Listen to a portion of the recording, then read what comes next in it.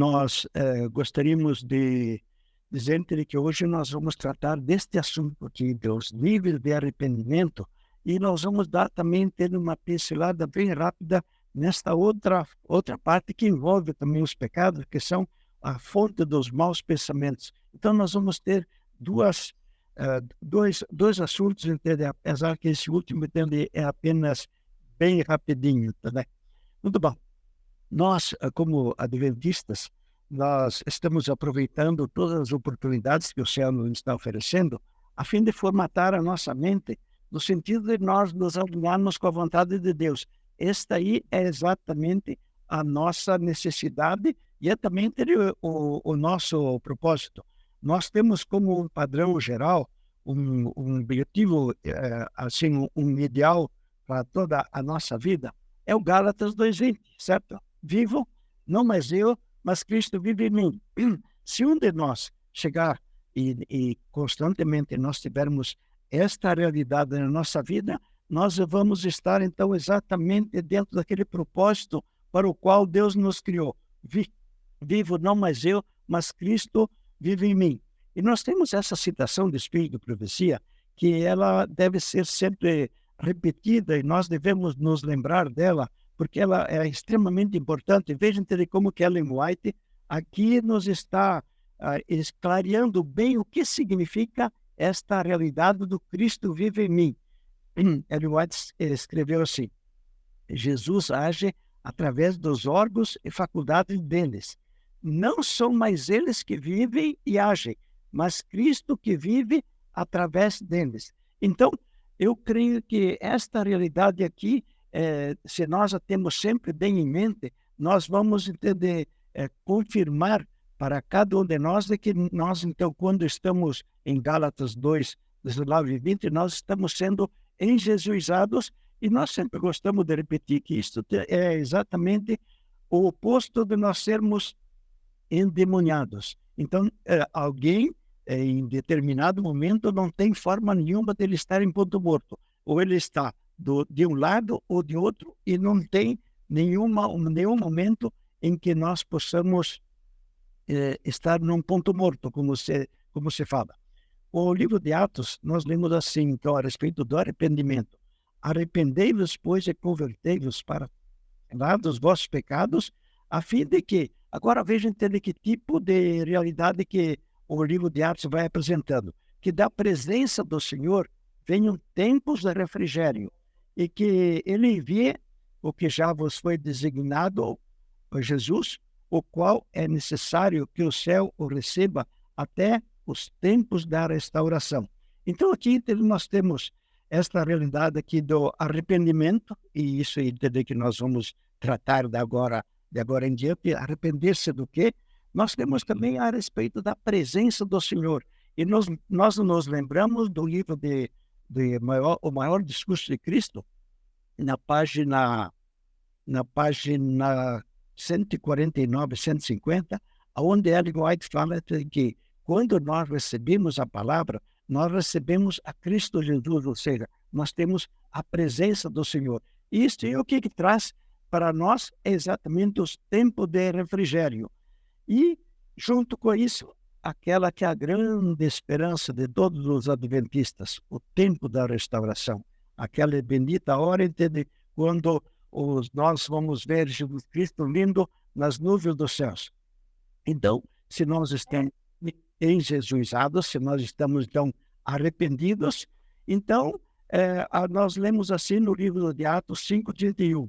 Deus, com a sua destra, o elevou a príncipe salvador para dar a Israel arrependimento.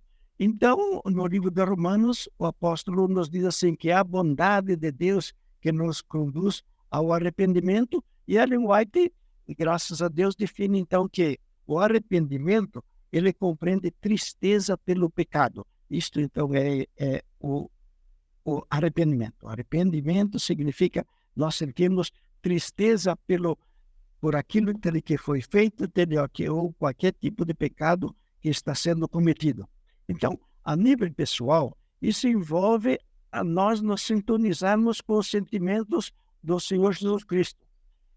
Agora, Nós assim, vemos que a maior parte dos cristãos, a maioria absoluta, eles creem que seria suficiente alguém se arrepender e sentir tristeza apenas pelos pecados que ele cometeu conscientemente ou por omissão. E se nós tivéssemos, então, essa realidade, nós já estaríamos bem, porque daí nós teríamos, a maior parte pensa que assim teria já cumprido todo aquilo que seria a expectativa do nosso Deus com relação aos pecados cometidos. Entretanto, nós sabemos que esse tema é bem mais abrangente e bem mais profundo. Veja aquilo que Ellen White escreveu. A cada passo para frente na nossa experiência cristã, o nosso arrependimento se aprofundará. Se efetivamente alguém de nós está progredindo na sua espiritualidade, ele estará vivenciando esses 4 níveis de arrependimento que agora então nós vamos apresentar. O primeiro deles é eu me arrependo, obviamente, dos pecados que eu cometi. Quando eu faço algo que é ofensivo a Deus conscientemente, o Espírito Santo vem e ele nos ajuda para que nós venhamos a reconhecer aquilo que nós fizemos. Ele instaura dentro de nós a ingratidão por aquilo que nós temos feito a nosso Deus. E se o arrependimento ele é sincero, ele vai também nos levar ao abandono do pecado. Porque se nós temos o perdão não significa apenas liquidar aquilo que Deus, aquilo que nós fizemos de malvadeza, mas é também nós abandonarmos o pecado. E nós temos 2 realidades com relação àquilo que significaria termos tristeza. Alguém poderia ter tristeza pelas consequências, foi aquilo que o Judas sentiu quando ele viu que ele tinha traído a Jesus Cristo. E, logicamente, que quando nós, então, sentimos tristeza por termos ofendido um amigo que é extremamente bondoso, então nós teremos, de fato, então, tristeza pelo pecado. E agora nós temos essa citação do Espírito de Profecia, ela diz assim, o pecador tem, então, uma intuição da justiça de Jeová, experimenta horror ante a ideia de aparecer em sua própria culpa e impureza perante o prescrutador dos corações. Vê o amor de Deus, a beleza da santidade, a exaltação da pureza, anseia por ser purificado e reintegrado à comunhão. Isto, então, é exatamente aquele bom arrependimento, né? A alma, assim como vida, odiará seu egoísmo, aborrecerá seu amor próprio, buscará pela justiça de Cristo, pureza de coração, que está em harmonia com a lei de Deus e com o caráter de Cristo. Mais uma outra citação tem agora do livro de Ezequiel. Aí o nosso Deus nos diz assim, ali vos lembrareis dos vossos caminhos, de todos os vossos feitos com que vos contaminastes, e tereis nojo de vós mesmos por todas as vossas iniquidades que tendes cometido. Então, este nojo interno, entende, de nós vermos exatamente quem nós somos, exatamente essa tristeza pelo pecado. No livro de Salmos, o salmista diz assim, quem pode entender os seus erros? Purifica-me tu das falhas que me são ocultas. Então, nós vemos que quando nós nos referimos aos pecados que nós mesmos cometemos, nós temos 2 tipos de pecado. Um é aquele que é consciente e o que o salmista nos diz também para que nós venhamos a pedir perdão também para aqueles pecados que não são conhecidos, que são ocultos. Essas faltas ocultas à nossa consciência, elas são progressivamente reveladas para nós pelo Espírito Santo, desde que nós estejamos sempre dispostos a aceitar o convencimento, visto que continuar cometendo o pecado consciente é voluntário, e ele nos separa de Deus. Nós tornamos incapazes de continuar ouvindo a voz de Deus. Eu me lembro que Ellen White diz que um único pecado consciente que nós mantivermos, ele anula totalmente a ação do Espírito Santo em nos ajudar. E nós sabemos que essa escada do Espírito Santo sempre nos lembrar e sempre nos dar consciência de mais um outro pecado que antes nós não sabíamos que ele era ofensivo a Deus, ela é uma escada que sempre tem um degrau a mais. Então, para que continue havendo progresso espiritual, todo pecado, defeito, que ou falta que o Espírito Santo nos revelar, ela deve ser de pronto eliminada dos nossos hábitos, e nós devemos lutar com isso pelo poder da palavra de Deus. Nós sabemos que, citando na hora da tentação, nós vamos obter aquelas vitórias que não são vitórias nossas, mas que são vitórias que a palavra de Deus vai produzir dentro da nossa mente. Se essa não for a nossa atitude, estaremos paralisando todo o processo da santificação da alma, ou seja, do nosso coração, da nossa mente, visto que isso iria silenciar a voz do Espírito Santo. Nós lembramos que, por ocasião, por exemplo, lá do dilúvio, sobreviveram apenas 8 pessoas, muito embora a população era aproximadamente igual àquela é de hoje. Então, naquele tempo, para que houvesse um desastre tão grande de que tantos bilhões vivendo e que apenas 8 pessoas aceitaram o plano de Deus, eu creio que de fato houve muita cumplicidade. Alguém entende que está fazendo algo que não é devido, está muito próximo de nós, passamos a ser tolerantes, tolerantes não com a pessoa, tolerantes com o ato malvado que está sendo feito, e isso então nos torna cúmplices. O fato, então, de que um pecado se torna social, e hoje nós vemos que a nossa sociedade está, assim, andando a passos muito rápidos nesse sentido, isso não diminui o grau de ofensa a Deus. E nós vejamos aquilo que é a oração do salmista, quando ele diz: sonda, meu Deus, conhece o meu coração, prova-me, conhece os meus pensamentos. E agora veja, e vê se há algum caminho perverso em mim, e guie-me pelo caminho reto. Então, nós temos o primeiro nível dos pecados, são exatamente aqueles pecados que nós cometemos e que são pecados conscientes. O segundo nível, eu me arrependo dos pecados que teria cometido se tivesse tido oportunidade ou se tivesse sido fortemente pressionado. E aqui nós temos Ellen White nos dando este tipo de informação. Os livros do céu registram os pecados que se teria cometido se tivesse tido oportunidade. E aqui, então, nós temos um assunto que ele nos deixa apreensivos, porque os livros dos céus registram esse tipo de pecado. Ou seja, pode ser que às vezes a presença de alguém, ou talvez o local, eles podem ter inibido o cometimento de um pecado que, se nós tivéssemos em outra circunstância, nós teríamos perpetrado. E, então, nós sabemos que o Espírito Santo vai nos lembrar também dessa categoria de pecado.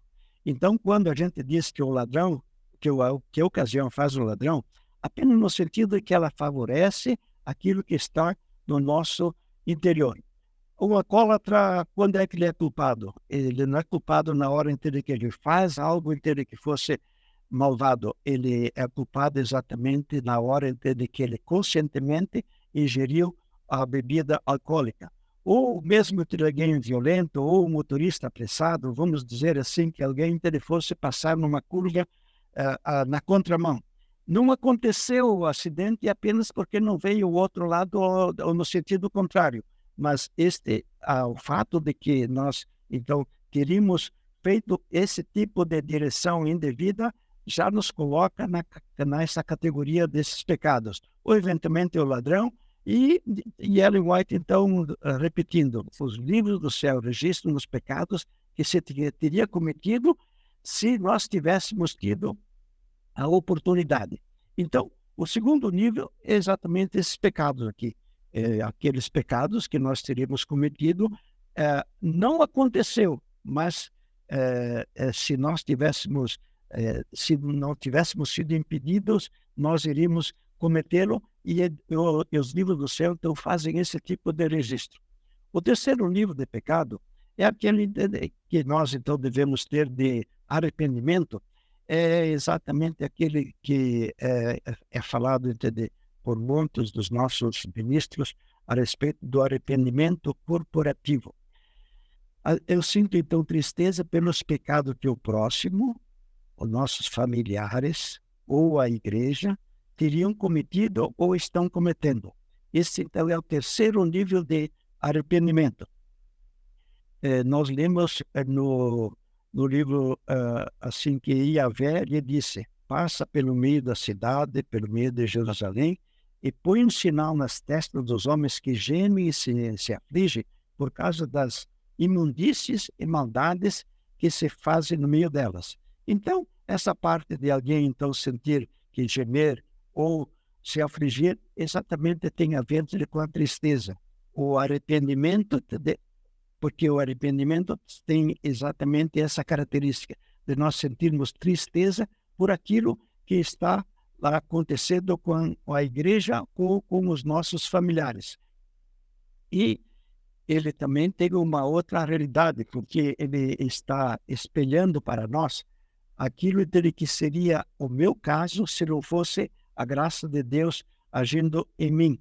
O pecado, então, é uma revelação do mal do próximo, são um espelho. Ele apenas nos lembra de que eu sou tão pecaminoso quanto aquelas pessoas que estão cometendo aquilo que nós vemos ser uma ofensa a Deus. Então, na realidade, eu mesmo, no tocante à minha própria natureza, eu sou tão mau, corrupto, perverso, que eu estou numa situação tão difícil que eu nem sequer eu posso piorar. Então, o pecado alheio me traz à memória essa terrível realidade que me causa tristeza. Então, eu sinto tristeza por dois pontos. Por um ponto, é que aquilo de que eu sou exatamente como aquele lá que acabou de fazer aquilo que é malvadeza. E, por outro lado, eu sinto tristeza por ele estar fazendo aquilo. E o livro de Ezequiel, nós vemos há poucos que ele falava a respeito de nojo, mas no livro de Ezequiel 36, ele repete novamente. Então, nós vemos que aqui nós temos algo que é importante, porque sempre que nós vemos repetição, nós vemos que Deus está muito ansioso que nós tomemos conta desta mesma realidade. Então, vos lembrareis dos vossos maus caminhos e dos vossos feitos que não foram bons, e tereis nojo de vós mesmos por causa das vossas iniquidades e das vossas abominações. Então, quando nós temos esse tipo de sentimento dentro de nós, devemos reconhecer que é precisamente porque nós fomos alvo da ação do Espírito Santo. É o Espírito Santo, então, que nos causa essa tristeza, esse nojo por aquilo de que nós acabamos de fazer. Agora, consideramos, então, esse nível de arrependimento sobre o outro aspecto. Nós sabemos que Jesus Cristo é o cabeça e que todos os cristãos, eles são o corpo de Cristo. E toda a dor que de nós, toda a dor de um cristão, ele também ele assente. Porque no livro de Isaías, no capítulo 63, 9, nós lemos assim: em toda a aflição deles, ele foi afligido. E agora, desejado de todas as nações, nos traz esta informação também. Por todo o pecado, Jesus é novamente ferido. Mais uma outra do desejado. A vergonha do discípulo de Cristo é lançada sobre Cristo. Então, quando nós vemos que algo está do mal que acontece dentro da igreja, ou dentro da nossa família, ou dentro de alguém que nós conhecemos que é tido por um cristão, nós sabemos que Jesus está triste e ele se sente mal, aquela vergonha que aquele que fez aquilo que não devia, ele está passando, Jesus Cristo também está sentindo.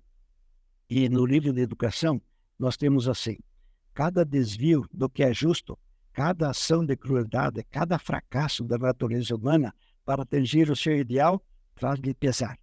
E nós sabemos que se este pesar está em Cristo Jesus, e Cristo Jesus está vivendo dentro da nossa mente, nós vamos ter então este mesmo tipo de sentimento. Ellen White também nos diz assim: ao vermos almas distantes de Cristo, devemos nos colocar no lugar delas. Exatamente a empatia, não? E sentir arrependimento em favor delas diante de Deus, ou seja, sentir tristeza por aquilo que está se passando com elas. Não descansar até que as levemos ao arrependimento. Se fizermos tudo o que pudermos por elas, e mesmo assim não se arrependerem, o pecado estará à porta delas. Mas devemos, apesar disso, sentir dor de coração. E dor de coração, novamente, tem a ver com arrependimento, devido à sua condição, mostrando-lhes como arrepender-se, tratando de guiá-las passo a passo para Cristo Jesus. Isso, então, exatamente é a atitude de um cristão, aquele que está sendo possuído pelo Espírito Santo. E também consideremos esta outra realidade, agora vivida pelo apóstolo Paulo. Veja como que ele que estava sendo assim perseguido pelos seus irmãos que não conheceram a Cristo Jesus, ele falou assim: quem padece sem que eu padeça, a quem se faz tropeçar sem que eu queime de indignação. Ele estava tanto se referindo aos irmãos que já tinham aceito a Cristo Jesus, como aqueles outros que eram os judeus que ainda não tinham aceito a Cristo Jesus. E ele ainda, referente ao livro, se referindo aos Coríntios, ele escreveu assim: e eu tenho que lamentar, veja, lamentar novamente tem a ver com tristeza, por muitos daqueles que antes pecaram e não se arrependeram da imundícia, da fornicação e da desonestidade que cometeram. E agora, com relação aos judeus, digo a verdade em Cristo, não minto. Testemunhando comigo o Espírito Santo, a minha consciência, que tenho grande tristeza e incessante dor no coração, porque eu mesmo desejaria ser anátema, separado de Cristo por amor dos meus irmãos, meus compatriotas, segundo a carne. Então, essa é a atitude cristã, é uma realidade, e ela não é apenas uma figura diplomática, não é uma figura de linguagem, é exatamente o sentimento legítimo dentro do coração de alguém que, quando vê que este pecado está ofendendo a Deus, sente tristeza por aquilo que está acontecendo. Então, esse nível de intimidade que Jesus Cristo nos convida é exatamente esse que está no livro do Apocalipse. Eu cearei com ele e ele comigo. Então, sentir o que Jesus sente pelo pecador que o ofende, e ele ofende quando ele despreza o Evangelho, o seu poder libertador do mal, enfim, da salvação, ele está relacionado com o selo de Deus. E eu fiquei, de fato, bastante surpreso quando Ellen White escreveu isso aqui. A classe que não se entristece por seu próprio declínio espiritual, nem chora pelo pecado dos outros, será deixada sem o selo de Deus. Ao efetivamente negar o eu, um cristão ele vai manifestar um sentimento demonstrado por Moisés. E nós sabemos que Moisés, quando Deus o testou com relação à proposição de ser destruído aqueles que tinham feito bastante maldade lá, os seus israelitas, que eram todos parceiros e compatriotas de Moisés, ele disse exatamente isto: mas perdoe o seu pecado agora, e se não, apague-me do livro que tens escrito. E nós sabemos que os remidos, quando eles estiverem lá no mar de vidro, eles vão cantar o cântico de Moisés e do Cordeiro, porque ambos tiveram este mesmo tipo de sentimento com relação àqueles que estavam em falta. No livro de Levítico 26, 40 a 42, nós lemos assim: no entanto, caso não reconheçam a iniquidade e a iniquidade de que seus pais cometeram. Aqui então, nós vemos então aquilo que é o arrependimento corporativo. Daniel também teve o mesmo tipo de sentimento quando ele fez aquela sua oração. Ele diz assim: enquanto eu estava orando e confessando as minhas culpas e as culpas do meu povo Israel, ele não tinha cometido aquelas culpas, mas ele apresentou a Deus o pedido de que fosse feito o perdão, apresentando as minhas súplicas diante de Yahvé, Deus, pelo monte santo. E o que é que temos então aqui? Exatamente o terceiro nível de arrependimento, o arrependimento corporativo, pelos pecados que o próximo está cometendo ou cometeu, sejam eles familiares, ou seja, a igreja. Então, vamos agora ao quarto nível. O quarto nível é que eu sinto tristeza, sinto arrependimento dos pecados que, como nação ou humanidade, nós cometemos. Nós estamos aqui num país que dizem que ele é um país bastante malvado, e nós somos um país que temos uma lista de coisas que são ofensivas a Deus. Então, alguém que está com o Espírito de Cristo, ele sente tristeza também pela nossa nação ou mesmo pela humanidade. E por que nós sentimos isto? Veja a citação do Espírito de Profecia. Cristo sente as misérias de todo sofredor. E não há nenhum que esteja cometendo algo que ele não sinta as dores e também a separação que ele está tendo e a tristeza dele estar fazendo algo que agrada o inimigo de Deus. Quando os espíritos maus arruinam o organismo humano, Cristo sente esta ruína. Quando a febre consome a corrente vital, ele sente agonia. Então, todos aqueles que estão passando por dificuldades, sejam eles crentes ou descrentes, este é o sentimento que Cristo Jesus tem com relação àquilo que está se passando com ele. No livro Testemunhos para a Igreja, no volume 9, na página 191, nós lemos assim: todo desprezo ou ultraje que os homens infligiam aos seus semelhantes não fazia senão inspirar-lhe o sentimento da mais viva necessidade da sua companhia, da sua simpatia divino-humana.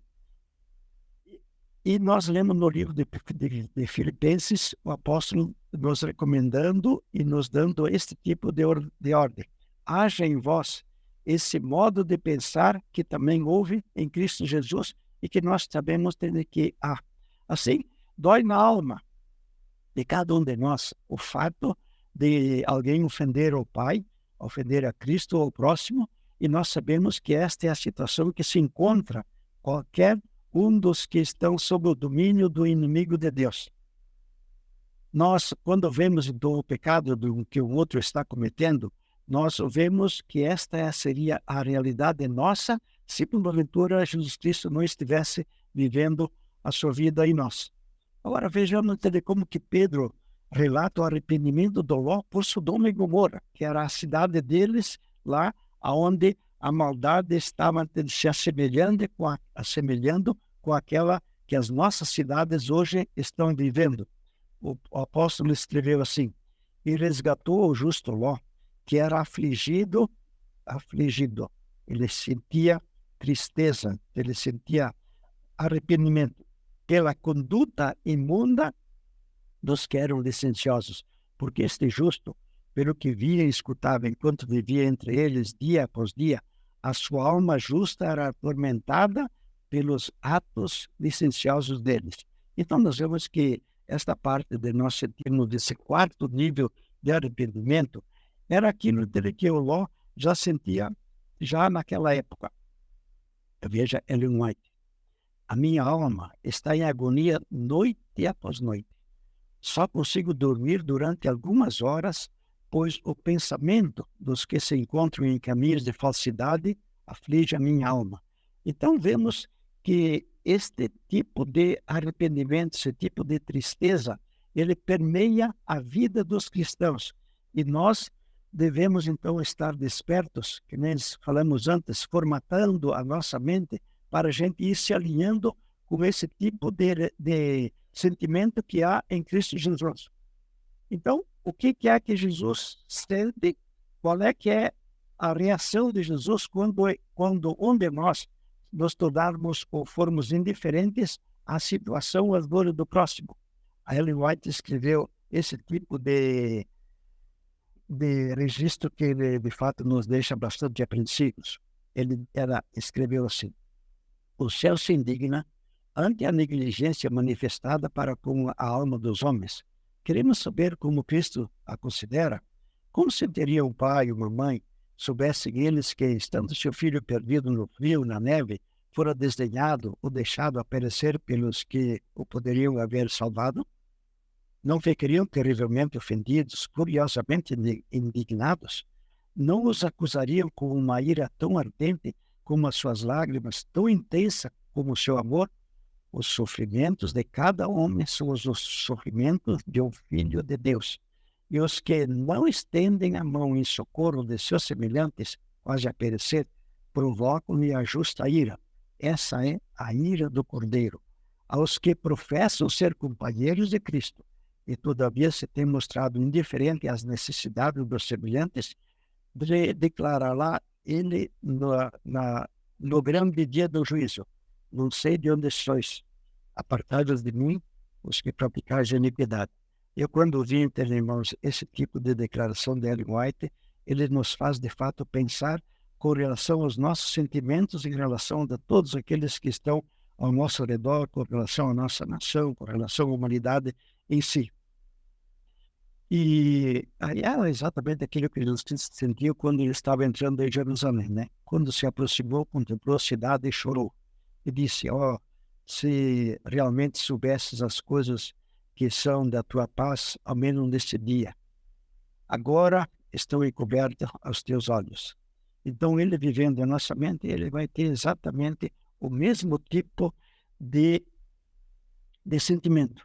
Agora veja outro testemunho, outra citação do Espírito de Profecia, com relação ao selo de Deus. Este agora, então, ela amplia mais ainda a nossa necessidade de nós sentirmos tristeza por aquilo que está se passando, sentirmos o mesmo sentimento que tem em Cristo Jesus. Ela escreveu assim: o selo de Deus será colocado na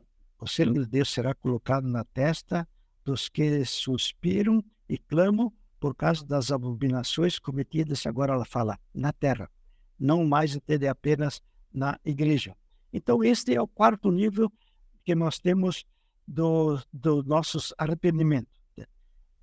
Nós sabemos que existem duas classes de cristãos, conforme escreveu Ellen White. A primeira é daqueles que diariamente estão morrendo para o eu e vencendo o pecado. A última é daqueles que estão condescendendo com as concupiscências e se tornando servos de Satanás. Uma é aquela que odeia suas tendências, os pensamentos, os desejos e os enfrenta pela palavra de Deus. E esta tem a sua vida pautada pelos 4 níveis de arrependimento. Ela chora pelos pecados conscientes, ela chora por aqueles que ela teria cometido, ela chora pelos pecados que o próximo na sua igreja estão cometendo e também por aqueles que a nação ou a humanidade também estão cometendo. Muito bem, então com isso nós temos examinado a respeito dos 4 níveis de arrependimento que são desejáveis de que cada um de nós venha a se fortalecer nesse tipo de tristeza, nesse tipo de consideração por aquilo que está acontecendo ao nosso redor. Agora, então, como também é um pouco relacionado também com o pecado, a respeito das tentações, nós vamos, então, considerar um pouco qual é que é, de fato, a fonte dos nossos pensamentos. Nós sabemos que o Jesus Cristo falou assim para Pedro, ele falou diretamente para Satanás, não? Ele falou assim: aparta-te de mim, Satanás, oponente, tu és empecilho para mim, porque não estás pensando das coisas de Deus, mas dos homens. Então, o inimigo havia inserido dentro da mente do Pedro este mau pensamento: não permita a Deus que tal coisa te aconteça. E quando Jesus Cristo vai então dar resposta, ele não se dirigiu ao discípulo, mas se repreendeu diretamente a Satanás. O que nós então podemos concluir disto? Isto aqui nós podemos concluir que, de fato, este relato da Bíblia, ele é uma comprovação bíblica de que a verdadeira nascente dos pensamentos perversos, das malignas ideias, dos sentimentos maldosos e vergonhosos, eles surgem constantemente na mente de todos os homens, mas eles são a fonte deles é exatamente a tentação do inimigo. E é aquilo que nós então vemos no livro de Mateus. No livro de Mateus nós lemos assim: os maus pensamentos, o adultério, o homicídio, a fornicação, o roubo e os falsos testemunhos e a blasfêmia provêm do coração. De fato, eles provêm do coração. Porém, quem entra e que os coloca lá dentro é exatamente o próprio maligno. Ellen White escreveu assim: há pensamentos e sentimentos sugeridos e despertados por Satanás que molestam até o melhor dos homens.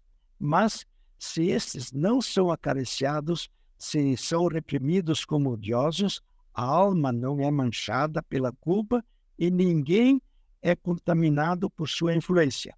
Então, nós vemos de novo aqui Ellen White então, frisando que há pensamentos e sentimentos sugeridos e despertados por Satanás. Porque grande parte de nós compreende que é a nossa mente, a nossa natureza pecaminosa que traz todos esses pensamentos, todas essas ideias que são vergonhosas. Então, nós cremos que é importantíssimo nos darmos conta de que eles provêm da sugestão satânica.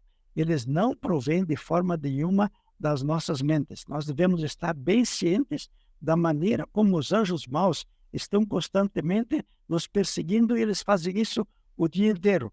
Convém que cada um de nós fique apercebido das inúmeras ocasiões em que nós estamos sendo assediados pelo inimigo, o qual atua no sentido de colocar em nossa mente ideias, insinuações, pensamentos, os sentimentos vergonhosos ou malignos.